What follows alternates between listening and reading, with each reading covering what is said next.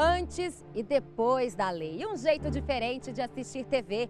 Baixe o aplicativo do programa pelo QR Code que aparece em sua tela. E tem acesso a entrevistas na íntegra, versão de rádio, links relacionados ao tema e muito mais. Despejo, desentendimentos, haja paciência. Quem vive de aluguel sempre esteve à mercê da vontade do dono do imóvel. E a relação nem sempre foi harmônica. Antes da década de 90, nenhuma legislação protegia o inquilino. Mesmo assim, havia regras estabelecidas para os contratos de locação. Isso foi necessário depois do boom de migração do campo para a cidade, que aconteceu no Brasil na década de 40. Entre as décadas de 40 e 60, houve um grande êxodo rural. O abandono do campo por seus habitantes que, em busca de melhores condições de vida, se mudaram para centros urbanos. A industrialização foi um dos motivos dessa migração. Essa realidade é facilmente comprovada com os dados do Instituto Brasileiro de Geografia e Estatística, o IBGE. Em 1940, 68,76% da população do país moravam em áreas rurais e 31,24% na cidade. Já em 1991, 51 anos depois, o cenário mudou e a população urbana é que passou a reunir o maior número de habitantes, com mais de 110 milhões de pessoas, enquanto a população rural contava com pouco mais de 35 milhões de moradores. Houve uma migração acentuada na década de 40, né? Então essa migração causou também aumento de domicílios alugados. Migração é uma cauda de aumento de aluguel também. Se não tiver imóvel para comprar, ele vai ter que alugar. No momento que aparece imóvel para comprar, declina o número de aluguel, como aconteceu na década de 60 para 70. Por quê? Devido à criação do BNH, foi uma das razões. Mas antes do BNH, que era o Banco Nacional da Habitação, havia o Sistema Financeiro da Habitação. Com esses dois programas do governo que facilitavam o financiamento de imóveis, muitas pessoas que pagavam aluguel conseguiram conquistar o sonho da casa própria. Ajudaram porque na década de 60 houve um decréscimo de imóveis alugados. As pessoas começaram a financiar, né? Não só a baixa renda, como a média renda. Mesmo com o aumento na compra de imóveis, muitas pessoas que não tinham condições financeiras pagavam aluguel.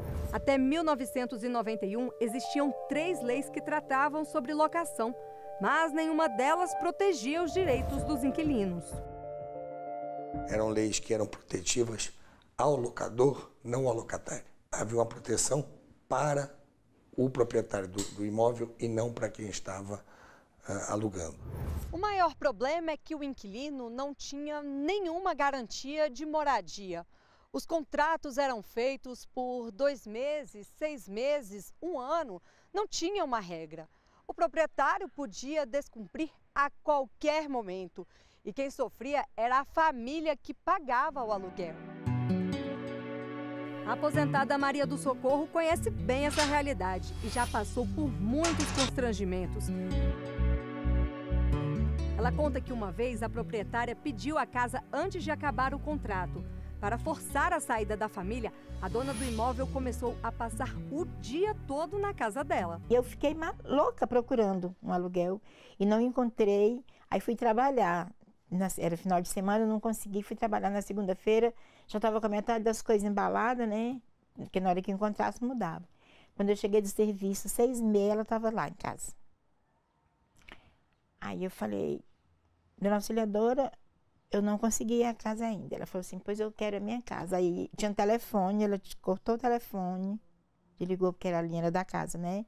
Ela mandou desligar o telefone. E essa mulher passou quase, mais de 10 dias. Todo dia ela ia lá para minha casa. Ela ia de manhã e só ia embora. E eu ia trabalhar, porque o que eu ia fazer? Foi uma humilhação muito grande. Não passei uma humilhação na minha vida maior do que essa. Dona Maria do Socorro, de 76 a 90, a senhora alugou 18 casas diferentes, né? Como eram feitos estes contratos? Tinha pessoas que assinavam. No princípio, era de boca com testemunho, né? Tinha as pessoas para servir de testemunho, como eu estava alugando lá por tantos meses para pagar tanto, para ser reajustado depois de tantos meses. Outros, eles anotavam num caderno. Outros assinavam a nota promissória, em branco, e ele ficava com essa nota lá. Eu pegava a nota de volta no dia que eu mudava de lá, né? E outros com contrato no cartório, né? E o motivo de tanta mudança era porque os donos dos imóveis aumentavam o valor dos aluguéis sem nenhum critério ou quando queriam. Eles falavam que o imóvel estava valendo mais, que o valor era maior e que eles não podiam estar perdendo dinheiro e que eu gastava muita água, que eu gastava muita luz, que igual a mim, muitas pessoas sofreram esses abusos. Muitos proprietários utilizavam a denúncia vazia, que é quando o dono pediu o imóvel de volta sem nenhuma justificativa. O que as pessoas faziam, na grande maioria das vezes? Denunciavam porque a locação, o valor da locação estava defasado, retomavam o imóvel e, em um curto período de tempo após essa retomada, alugavam o imóvel para uma terceira pessoa através do valor de mercado. E até 91, nós tínhamos no país uma inflação muito alta. Então, isso era interessante para os locadores. Ataíde é corretor de imóveis desde 1982. Durante todos esses anos de profissão, já viu muita briga entre proprietário e inquilino. Era uma relação de inimigos. O locatário era inimigo do locador e vice-versa. O inquilino ficava exposto à vontade do locador. O locador, fazíamos contrato de 12 meses, contrato de 6 meses, de 3 meses. Existia toda uma prática ilegal. Era normal essa prática ilegal. Fazia um contrato de 1 ano, com 6 meses ele já queria reajustar o aluguel com índices acima dos permitidos. E se o inquilino não reajustava, no final de 12 meses ele pedia. Mas o corretor também já esteve na pele desses donos de imóveis e garante que nem todos os moradores cumpriam com os acordos. Fechado o contrato, por favor, assina, reconheça a firma e devolva para você receber a chave do seu imóvel. O inquilino deixava de pagar, de reformar, devolver o imóvel ao Estado que recebeu. Já fui proprietário, sofri muito também por desconhecimento da lei. Entendeu? As partes não conheciam a lei anterior, nem locador, nem locatário. Então, na verdade, era um despreparo total no mercado. E não existia o sentido social, não existia uma proteção social. Entendeu? Você morava hoje, amanhã você poderia estar na rua.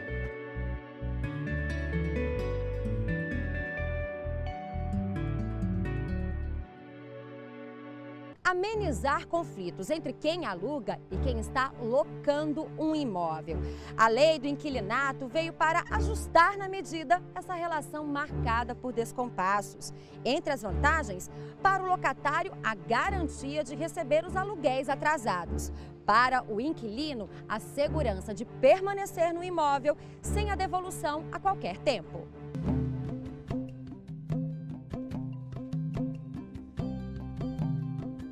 Quem casa, quer casa. O ditado é antigo, mas muito atual. E nos dias de hoje nem precisa estar casado para que este seja o desejo de muita gente. Ter a tão sonhada casa própria. Mas se a grana está curta ou se essa não é a melhor hora para investir, por que não alugar? Essa foi a escolha da Genilda. Apesar de ter um apartamento quitado, ela alugou uma casa que ficasse mais perto do trabalho e da faculdade da filha. Mas para ela, essa não foi a melhor opção. Você morou numa casa que você queria mexer, né? Você queria fazer algumas reformas, queria melhorar, até para ficar mais aconchegante para você. Mas... é difícil. O que é difícil? É porque, assim, qualquer melhora que eu fizer, eu tenho que bancar. Porque não tem... do outro lado, a proposta de desconto de aluguel, nem nada, porque não tem interesse, né? O que Genilda está passando não é nem de longe nenhuma novidade.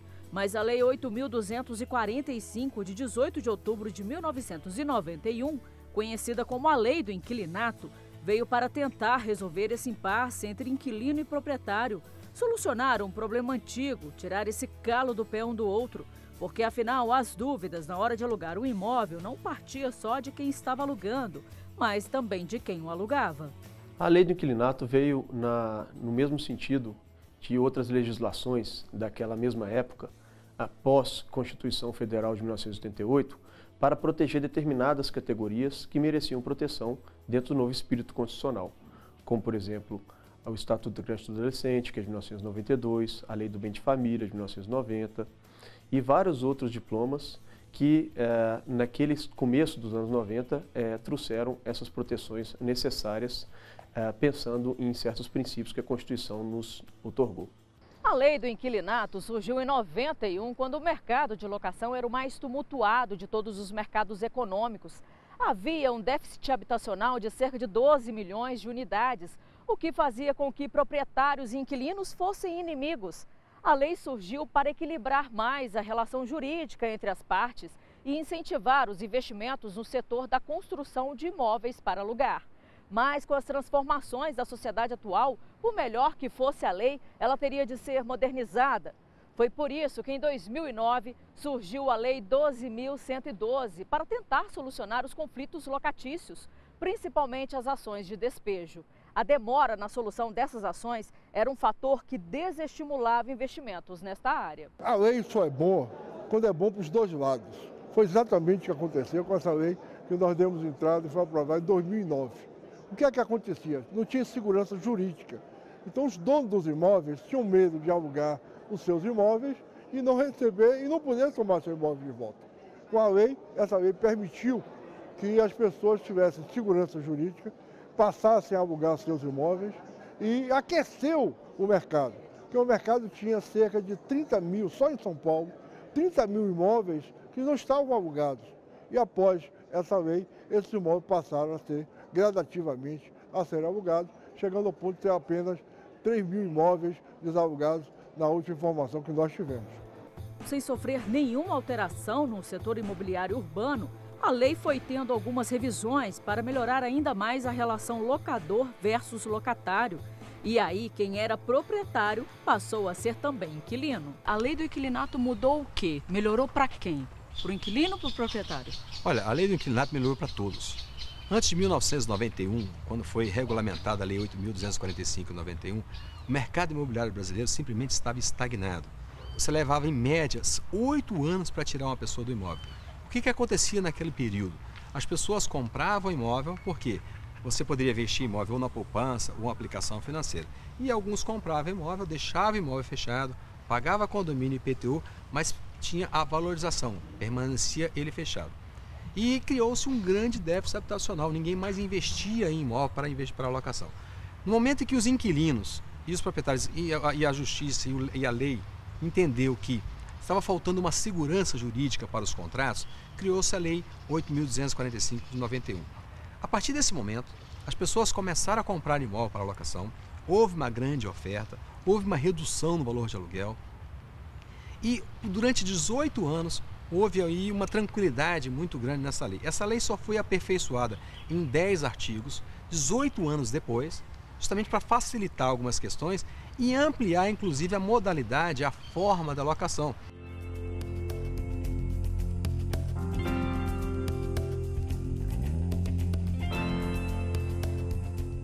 Vou conversar com a Zeima. A Zeima, ela trabalha no ramo imobiliário há 18 anos, mas além disso, ela também é locatária.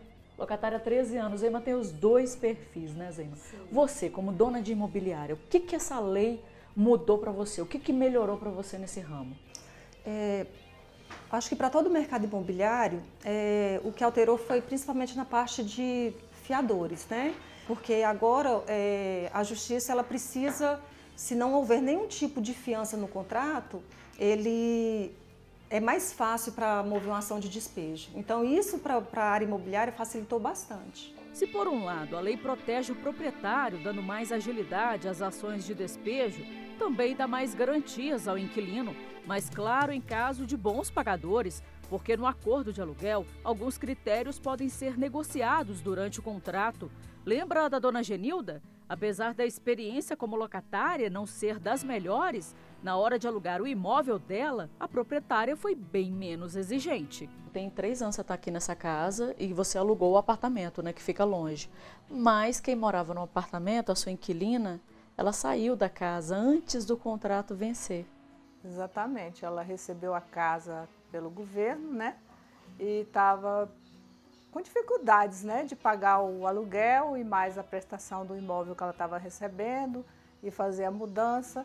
Então eu liberei ela da multa, que seriam 3 aluguéis, né?